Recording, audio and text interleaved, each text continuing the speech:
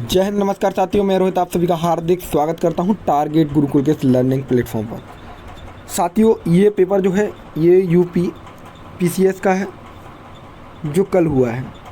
आज मैं आपको बताऊंगा कि ये किस प्रकार आपके जो CUET का एग्ज़ाम है उसमें हेल्पफुल रहेगा, कैसे आप एलिमिनेशन मेथड से क्वेश्चंस को सॉल्व कर पाएंगे।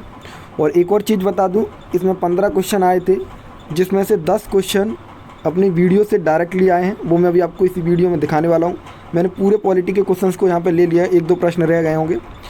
अगर कोई ऐसा प्रश्न है जो आपको लगे कि बताया नहीं मैंने, तो उसको आप कमेंट कर देंगे तो मैं देख लूँगा, ठीक है। पहला प्रश्न है, आप लोगों ने देखा the concept of basic structure of constitution was propounded by supreme court in case.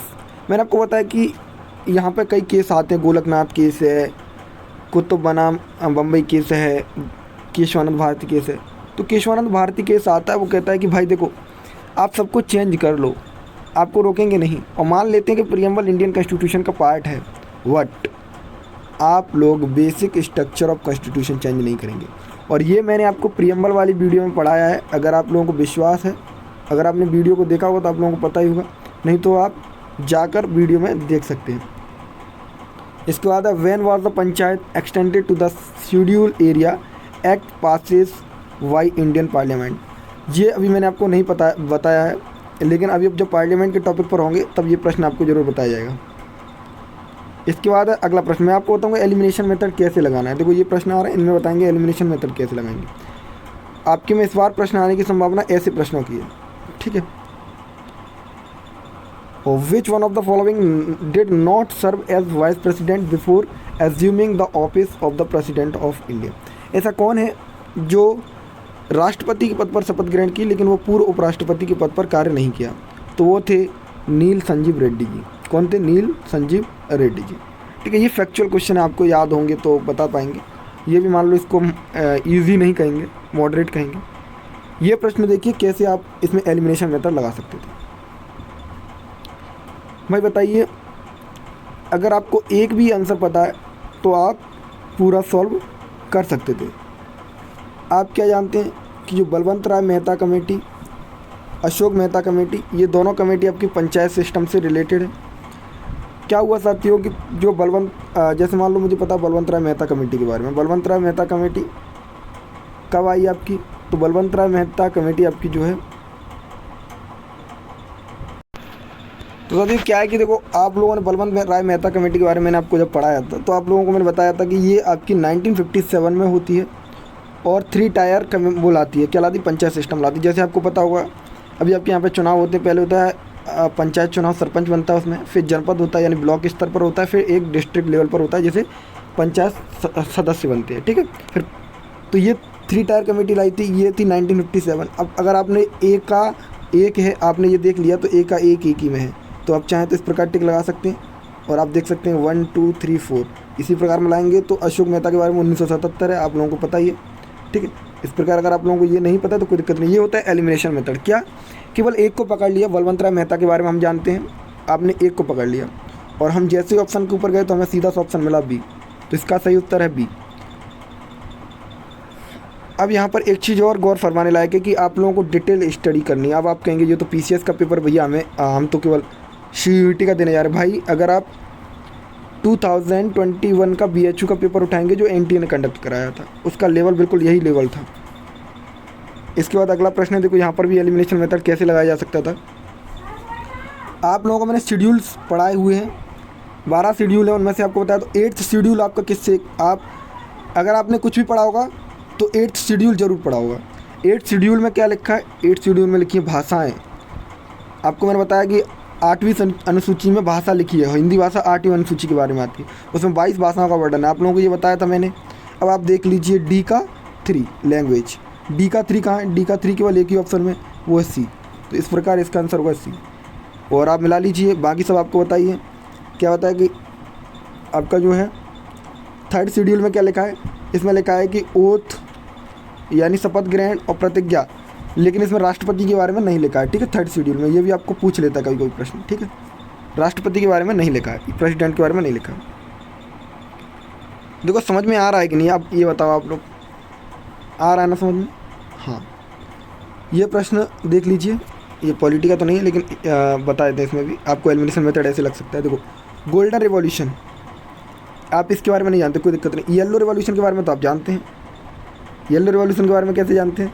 देखो, येलो रिवॉल्यूशन के बारे में ऐसे जानते हैं आप लोग। येलो रिवॉल्यूशन आपका ऑयल और सीड से है। तो देखिए सी का वन इसी ऑप्शन में हटाओ, सी का वन तो इसमें भी है सर। रुको थोड़ा सा देख लेते हैं, एक और देख लेते हैं। ब्लैक रिवॉल्यूशन आपका किससे होगा? पेट्रोलियम से होगा ब्लैक रिवॉल्यूशन, ये भी पता है। डी का थ्री तो इसमें भी है। थोड़ा सा और आगे चलते हैं।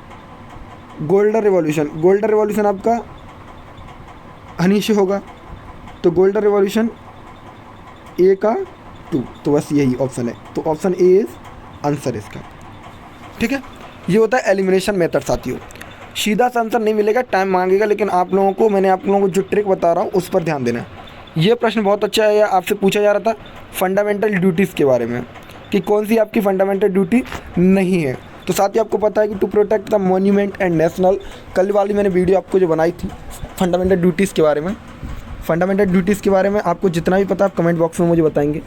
मुझे जिससे पता चलना चाहिए कि हाँ मैंने आपको कुछ बताया है, जैसे किस भाग में है ये, यानी किस पार्ट में है, कौन सा आर्टिकल है और किस कमेटी की रिकमेंडेशन पे इसको बनाया गया था। तो इसमें देखो आपको बताया, तो to protect the monument and place of national importance, ये आपको पता है, ये फंडामेंटल ड्यूटीज़ के अंदर है। टू प्रोटेक्ट एंड इन्वायरमेंट, भाई ये नहीं है, ये किसमें? डीपीएसपी के अंदर है, ये डीपीएसपी का पार्ट है, तो यही इसका आंसर है। आपको पता है to safeguard the public property, ये भी है। नेशनल एंथम, राष्ट्रगान का सम्मान करना, ये भी फंडामेंटल ड्यूटीज़ में। लेकिन प्रकृति और वातावरण की रक्षा के संदर्भ में ये डीपीएसपी के अंदर। डीपीएसपी किसके लिए बात करती है? अब डीपीएसपी के बारे में भी जो पता है वो बताना है आपको, ठीक है। इससे क्या कि आपका भी रिवीजन होगा, मुझे भी पता चलेगा कि हाँ आप लोग पढ़ रहे हैं। अगर आपको ये वीडियो पसंद आ रहा है कि हाँ अगर हमारा पढ़ाया हुआ आप लोगों को मिल रहा है एग्ज़ाम के अंदर, तो वीडियो को लाइक कर सकते हैं, चैनल को भी सब्सक्राइब भी कर सकते हैं। अब देखो ये प्रश्न है कि आप लोग पार्लियामेंट को ऊपर से पढ़ लेते हैं, लेकिन आप लोग क्या ध्यान से नहीं पढ़ते। उन्होंने लोकसभा की डेटें पूछ ली, बताओ भाई लोकसभा कब बनी थी, है कि नहीं प्रश्न? अच्छा, तो इसीलिए कहते हैं कि भाई ध्यान से पढ़ो। इसका आंसर कौन सा जल्दी बताइए? 1980 में थी ना वो, 7वीं, हाँ 7, इसमें ये 7वां गलत है, ठीक है। अगला प्रश्न देखिए, अरे पीडीएफ सही नहीं बनाया है बंदा। अगला प्रश्न देखिए, which one of the following targeted प्रधानमंत्री स्वनिधि स्कीम, भाई ये देखो करंट से भी है और आप लोगों की पॉलिटी से भी है। कैसे? ये स्कीम चल रही है किसानों के लिए, तो उसमें क्या है कि जो डेयरी वालों को दे रहा है नहीं दे रहा, भाई फुटपाथ वालों को दे रहा है नहीं दे रहा, माइग्रेंट को दे रहा नहीं, जो जिनके पास भूमि होती है उनको देता है। ये पता ही आपको 6,000 रुपये मिलते हैं, ठीक है। तो ये प्रश्न भी आप लोगों को सोचने लायक था। अगला प्रश्न आपका ये है कि दिल्ली को किस अमेंडमेंट के द्वारा, तो मैंने अमेंडमेंट आपको पढ़ाए थे, वहाँ पर सारे अमेंडमेंट आए थे, 42, 44, 48, 69, 82, ये सारे बताए थे। 69 में क्या था? 69 1991 में हुआ था, यही थी दिल्ली को नेशनल कैपिटल बनाया गया था। याद करे नहीं है वो बात अलग है, लेकिन हमने ऐसा कोई नहीं है जो आपको नहीं बताया। 73वां बताया था, 73वां आपको पंचायत से रिलेटेड है, बताया था मैंने। ये प्रश्न आप लिख लीजिए, यहाँ पर थोड़ा पीडीएफ बनाने वाले ने गलती कर दी है। आप लोगों से ये पूछ रहा है इंटरिम गवर्नमेंट यानी आंतरिक सरकार कब बनी थी? तो आंतरिक सरकार आपकी बनी थी 25 अगस्त 1946 को। कब बनी थी? 25 अगस्त 1940 को, जिसमें पीएम कौन थे? ठीक है, फूड एंड कॉर्पोरेट के डिफेंस मिनिस्टर कौन थे? ये सारी चीज़ें आप लोगों को बताइए, जवाहरलाल नेहरू वगैरह के बारे में। तो इंटरिम गवर्नमेंट आपकी चुनी जाती है, आंतरिक सरकार चुनी जाती है आपकी 25 अगस्त को। 25 अगस्त को संविधान में अंतरिम सरकार का वर्णन मिलता है, ठीक है। ये भी एक एलिमिनेशन मेथड का ही है। आपसे यहाँ पे पूछा जा रहा है कि शिक्षा का अधिकार आपको किसने जोड़ा है? पीडीएफ बनाने वाले ने गलती की है, थोड़ा सा कॉपरेट कर लेना। पूछा जा रहा है कि शिक्षा वाला जो अधिकार है आपका कब जोड़ा गया? तो आप लोगों को मैंने कल भी वीडियो में बताया था कि भाई 86वें संविधान संशोधन से 11वीं आपकी फंडामेंटल ड्यूटी जुड़ती है, जिसमें माता पिता को अपने बच्चे को पढ़ाने का उनका ये कर्तव्य है, और आपकी राइट टू एजुकेशन वाला लॉ भी जुड़ता है फंडामेंटल राइट के द्वारा। एक डीपीएसपी में भी अमेंड किया जाता है, ये 86वें संविधान संशोधन 2002 से। तो इसका सही उत्तर था 86वें संविधान संशोधन 2002 से। आप लोगों को मैंने जितने भी प्रश्न कराए, अगर उसमें कोई भी दिक्कत है तो आप मुझे बताएंगे। अगर आपको ऐसा लग रहा है कि हाँ हमारे पढ़ाए हुए में से ही आए हैं और आपको जो एलिमिनेशन टेक्निक मैंने जो बताई है वो आपको अगर समझ में आ रही है तो ये वीडियो को लाइक कर देना और चैनल को सब्सक्राइब कर लेना और मुझे फॉलो कर लेना इंस्टाग्राम पर टीम रोहित तोमर। धन्यवाद, नमस्कार, जय हिंद।